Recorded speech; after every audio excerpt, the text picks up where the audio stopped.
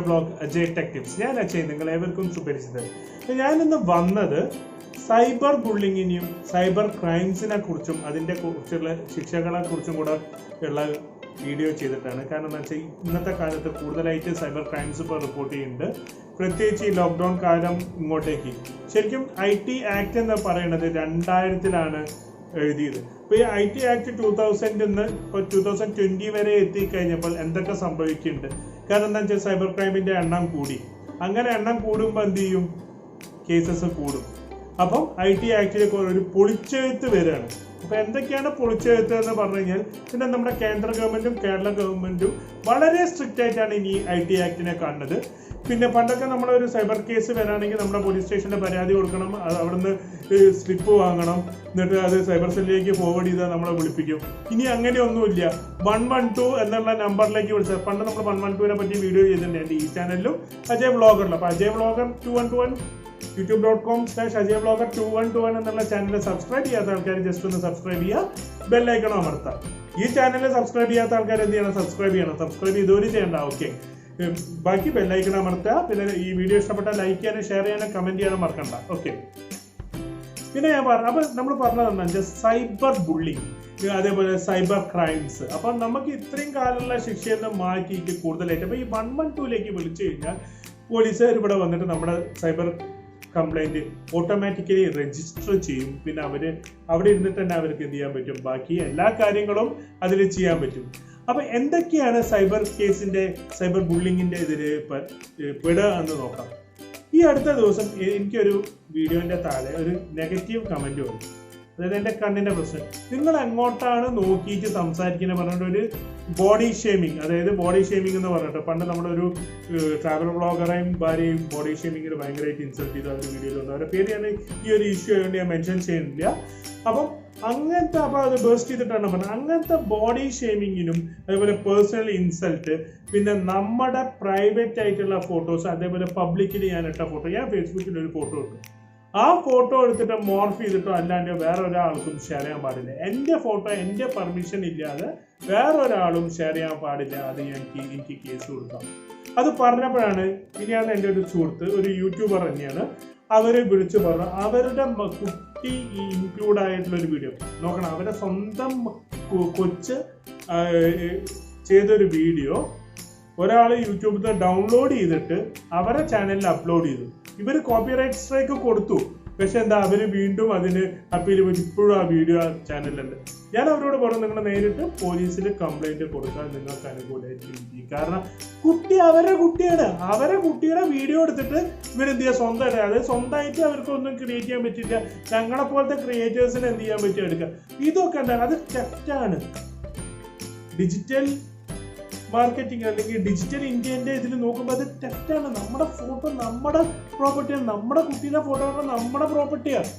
അത് വേറൊരാൾക്ക് എടുക്കാനോ ഒന്നും ചെയ്യാൻ പറ്റില്ല. അതേപോലെ തന്നെ നമ്മുടെ ഹെൽത്ത് മിനിസ്റ്ററുടെ ഫോട്ടോ മോശം രീതിയിൽ ചിത്രീകരിക്കുക, അങ്ങനെയുള്ള, അതേപോലെ തന്നെ മോദിയുടെ ഫോട്ടോ, രാഹുൽ ഗാന്ധിയുടെ ഫോട്ടോ, അതേപോലെ തന്നെ പിണറായി വിജയൻ സാറിൻ്റെ ഫോട്ടോ, അങ്ങനെയുള്ള ഓരോ രാഷ്ട്രീയ നേതാക്കളെ ഇൻസൾട്ട് ചെയ്യുന്നത്, അതേപോലെ ഫാൻ ഫൈറ്റ്സിൽ മമ്മൂട്ടി മോഹൻലാൽ അങ്ങോട്ടും ഇങ്ങോട്ടും അവരുടെ ഫോട്ടോസ്. ഇവർ കേസ് ഫയൽ ചെയ്താൽ നിങ്ങളുടെ ഇതിൽ നമുക്ക് എങ്ങനെയൊക്കെ മാനനഷ്ടത്തിന് കേസ് കൊടുക്കാം, പിന്നെ മോർഫ് ചെയ്തതിന് കേസ് കൊടുക്കാം. അങ്ങനെയുള്ള എല്ലാ ആക്ടും ഇനി IT ആക്ട് സ്ട്രോങ് ആക്കാൻ പോകും. ഇത് പറഞ്ഞിട്ട് ഒരു നോട്ടിഫിക്കേഷൻ മൈ ഗവൺ ഇന്ത്യ എന്നുള്ള കേന്ദ്ര മന്ത്രാലയത്തിൻ്റെ ട്വിറ്ററിൽ പറഞ്ഞിട്ടുണ്ട്. അതായത് ഞാൻ പറഞ്ഞ കാര്യങ്ങളല്ല, ഇങ്ങനെ ഒരു നിയമം വരികയാണ് സൈബർ ബുള്ളിങ്. അതായത് അതേപോലെ തന്നെ ഇപ്പം നോക്കുക, എൻ്റെ വീഡിയോ കാണാൻ നിങ്ങൾക്ക് ലൈക്കും ഡിസ്ലൈക്കും ഇടാം, കമൻറ്റ് ഇടാം.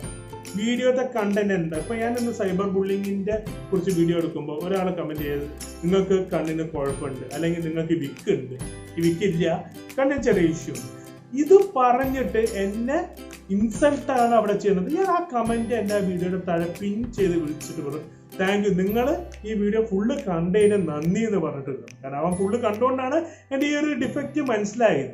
അപ്പം ഞാൻ പറഞ്ഞു വന്നത് എന്താണെന്ന് വെച്ചാൽ, അങ്ങനെ ഒരു പേഴ്സണൽ ഇൻസൾട്ട് ഇപ്പം ഞാൻ ആവണമെന്നില്ല, വേറെ ഒരാൾ കൊടുത്തു കഴിഞ്ഞാൽ, ഒരു കേസ് കൊടുത്തു കഴിഞ്ഞാൽ അവർ ജയിലിൽ പോകും. അത് IT ആക്ട് 2000 നിയമപ്രകാരം. ആ ഒരു നിയമം എന്ന് പറയുകയാണെങ്കിൽ 5 കൊല്ലം മുതൽ 10 കൊല്ലം വരെ നോൺ ബെയിലബിൾ ഒഫൻസ് ആണ്. IT ആക്ടിൽ അങ്ങനെ ഒരു കാര്യം 5 മുതൽ 10 കൊല്ലം വരെ. അതേപോലെ തന്നെ ഇന്ന് എൻ്റെ ഒരു സുഹൃത്ത് ഫേസ്ബുക്ക് ഫ്രണ്ട് എനിക്കൊരു മെസ്സേജ് അയച്ചു.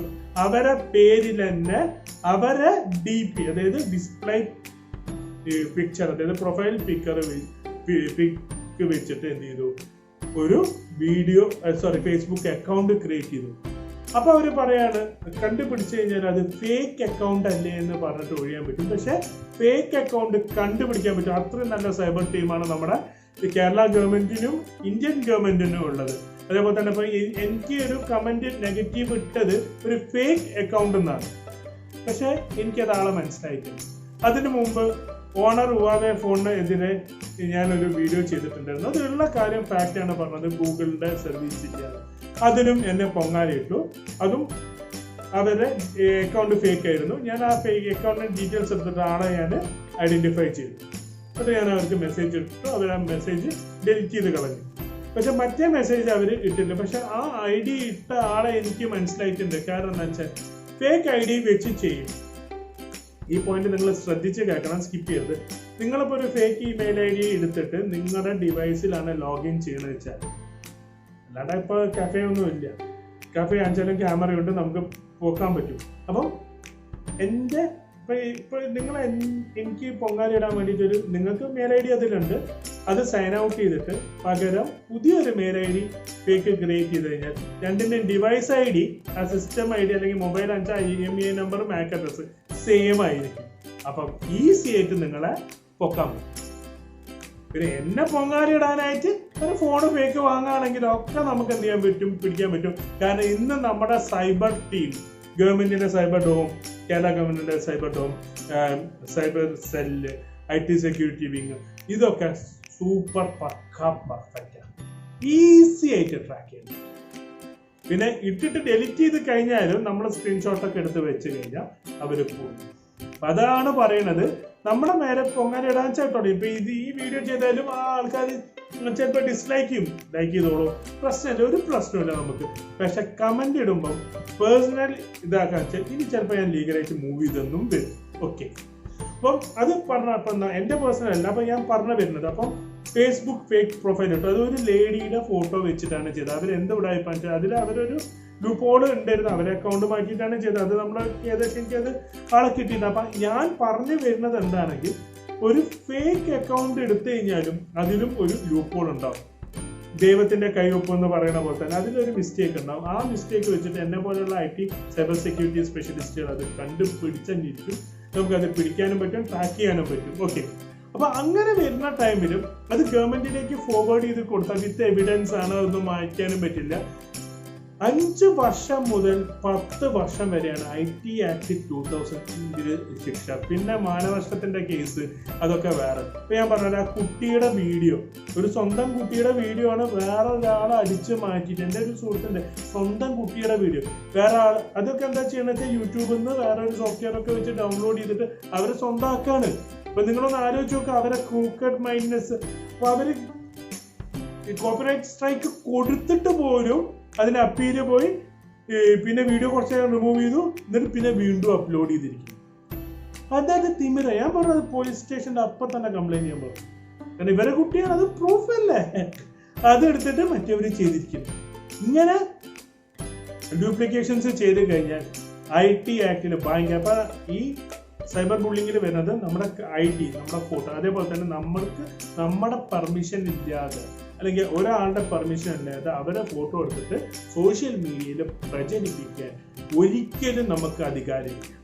നമ്മൾ ഇപ്പൊ ചിലർ ചോദിക്കായിരിക്കും, അനുസിത്താരെ ഏറ്റവും കൂടുതൽ ലേഡീസ് ഇപ്പൊ വയ്ക്കുന്ന അനുസിത്താരേന്റെ DP ആണ്. അനുസിത്താരേന്റെ അവരൊരു സെലിബ്രിറ്റിയാണ്. അവർ കേസ് ഫയൽ ചെയ്ത് അത് വെച്ച ആൾക്കാരൊക്കെ എന്ത് ചെയ്യും, കൊടുക്കും. പ്രത്യേകിച്ച് ഫേസ്ബുക്കിലൊക്കെ വെച്ച് കഴിഞ്ഞാൽ, കാരണം ആർട്ടിഫിഷ്യൽ ഇന്റലിജൻസ് അത് അവർക്ക് തന്നെ ക്ലെയിം ചെയ്യാൻ പറ്റും. കാരണം എന്താ വെച്ചാൽ അവരാണ് കാരണം, അങ്ങനെയാണ്. അപ്പൊ അനുസിത്താര പറയാനുള്ള കാരണം എന്താ വെച്ചാൽ ഏറ്റവും കൂടുതലായിട്ട് നമ്മൾ DP കാണുന്ന ടെക് പ്രൊഫൈൽസിന് അനുസിത്താരന്റെ ഫോട്ടോ ആണ്. കുറച്ച് നേരം മുമ്പ് അത് കാവ്യ മാധവനായിരുന്നു. അപ്പം ഇതൊക്കെ പറയാൻ വെച്ചാൽ ഐഡന്റിറ്റി തെഫ്റ്റ് ആണ്. അവർ ഒരാളുടെ ഐഡന്റിറ്റി എടുത്തിട്ട് അതിന്റെ പേരിൽ ചാർജ്. അപ്പൊ ഈ ഒരു വീഡിയോ നിങ്ങൾക്ക് വളരെ യൂസ്ഫുൾ ആണ് അറിയാം. ഇപ്പൊ നിങ്ങൾ ഈ ഒരു ചെറിയ കാര്യം ഇനിയിപ്പോ കുട്ടികളാണ് ചെയ്യണമെന്ന് വെച്ചാൽ അത് പാരന്റ്സിലേക്ക് കൊണ്ടുപോകും. കാരണം 16 വയസ്സിന് താഴെയുള്ളവർക്ക് നെറ്റ് യൂസ് ചെയ്യുകയാണെങ്കിലും പാരന്റ്സിന്റെ മേൽനോട്ടത്തിൽ വേണം. അങ്ങനെ ഒരു നിയമമുണ്ട്. അപ്പൊ അങ്ങനെ വരുന്ന നേരത്ത് അവർ ചെയ്ത് കഴിഞ്ഞാലും കുറ്റം വരാർക്കാണ് പാരന്റ്സിന്. അപ്പൊ നിങ്ങൾ വളരെയധികം ശ്രദ്ധിക്കുക. ആരുടെ പേരാ സിം എടുത്ത് വെച്ചാൽ അവർ കുടുങ്ങും. ഓക്കെ, ഇപ്പൊ അച്ഛന്റെ പേരിലോ അമ്മേന്റെ പേരിലോ ആണ് വെച്ചാൽ അവരത് എന്തായാലും കുടുങ്ങും. അപ്പൊ നിങ്ങൾ ഈ സൈബർ ക്രൈമിൽ നിന്ന് ഒന്ന് വിട്ടുപിടിക്കും. അതേപോലെ ഇപ്പൊ ഞാൻ കണ്ടത് രാഷ്ട്രീയക്കാർ അങ്ങോട്ടും ഇങ്ങോട്ടും അണികൾ കരിവാരിത്തിരിക്കുന്നത്. ഇപ്പം പ്രത്യേകിച്ച് നമ്മുടെ ശൈലജ ടീച്ചറെ ഫോട്ടോ എടുത്ത് എന്താണ് ചെയ്തു, അതുപോലെ മോദിയുടെ ഫോട്ടോ എടുത്ത് ചെയ്തു. നമ്മളൊരു രാഷ്ട്രീയ പാർട്ടി ആണെങ്കിൽ നമ്മളെല്ലാം പറയും. അതേപോലെ രമേശ് ചെന്നിത്തലേന്റെ ഫോട്ടോ എടുത്തിട്ട് ട്രോൾ ഉണ്ടാക്കണം. ട്രോൾ ഏറ്റവും വലിയ കേസാണ്. നമ്മൾ ഫസ്റ്റ് വീഡിയോ ചെയ്തിട്ടുണ്ടായിരുന്നു. അങ്ങനെ ഒരാൾ കേസ് ഫയൽ ചെയ്ത് കഴിഞ്ഞാൽ അവരെ പെർമിഷൻ ഇല്ലാണ്ടാണ് ഉള്ളത് വെച്ചാൽ ഈ ഐഡന്റിറ്റി തെറ്റാണ്. അവരെ സമ്മതം ഇല്ലാണ്ടാണ് അവരെ ഫോട്ടോ എടുത്തിട്ട് മോർഫ് ചെയ്യുന്നതും വേണ്ടാത്തത് ഓരോ കമന്റ്സും ഒക്കെ കൊടുക്കുന്നത്. അപ്പൊ അത് എന്ത് വന്നു കഴിഞ്ഞാലും എന്ത് ചെയ്യും, അതിന്റെ പേരിൽ IT ആക്ടിന്റെ കേസ്. കാരണം നിങ്ങൾക്ക് ഈ വീഡിയോ വളരെ യൂസ്ഫുൾ ആയിരിക്കും. അതുകൊണ്ട് നിങ്ങളുടെ സുഹൃത്തുക്കൾ കണ്ടിട്ടില്ലെങ്കിൽ മാക്സിമം ഉഷാരെ കാണാൻ പറയാം. പ്ലേ ചെയ്തിട്ടാ പറയാം, മാക്സിമം കാണാം. കണ്ടിട്ട് എനിക്ക് കമന്റ് ചെയ്യാം. നെഗറ്റീവ് കമന്റ് മോശമായിട്ട് ഉള്ള നെഗറ്റീവ് കമന്റ് കുറച്ച് കൂടി കഴിഞ്ഞ് കഴിഞ്ഞാൽ ഞാനും എന്ത് ചെയ്യും, ഈ ഒരു IT ആക്ടൊക്കെ യൂസ് ചെയ്യും. കാരണം ഞാൻ ചിരിച്ചുകൊണ്ടാണ് പറഞ്ഞെങ്കിലും അങ്ങനത്തെ ഒരു ഇഷ്യൂ ഉണ്ട്. കാരണം എന്നാണ് വെറുതെ ആവശ്യമില്ലാത്ത എൻ്റെ കണ്ണിനെ പറിച്ചിട്ട് കിട്ടേണ്ട ഒരു ആവശ്യമില്ല. അതാണ് അവർ ചെയ്തിരിക്കുന്നത്. അങ്ങനെ ഒക്കെ ചെയ്യുമ്പോൾ പക്ഷെ എനിക്കത് പ്രശ്നമൊന്നുമില്ല. കാരണം എൻ്റെ ഒരു വീഡിയോ കണ്ടുണ്ട്. പക്ഷെ അതിന് മുമ്പുള്ളത് എന്നെ പച്ചത്തെറിയെന്ന് വിളിച്ചു. അതേപോലെ തന്നെ വണ്ണാടിനെതിരെ ഒരു വീഡിയോ ചെയ്തു. ഇപ്പോൾ വണ്ണാടൊന്നും ഇല്ല. ഞാൻ അന്ന് പറഞ്ഞ തന്നെ തട്ടിപ്പായിരുന്നു. ആ വണ്ണാട് എന്നുള്ള കമ്പനി ഇപ്പോൾ അവിടെ അതിനെ എൻ്റെ നാവ് ക്യാൻസർ വന്ന് പോട്ടെന്ന് വേറെ നെഗറ്റീവ് കമന്റ് ഇട്ട ആൾക്കാർ നമുക്ക് ഇടയിലുണ്ട്. അപ്പൊ അതൊന്നും എനിക്ക് പ്രശ്നമില്ല.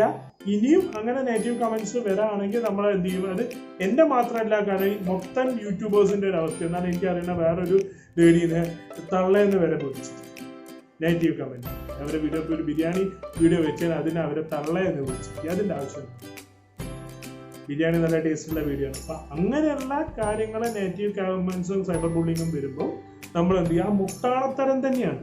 അപ്പൊ അതിനെതിരെ ആക്ഷൻ എടുക്കാം.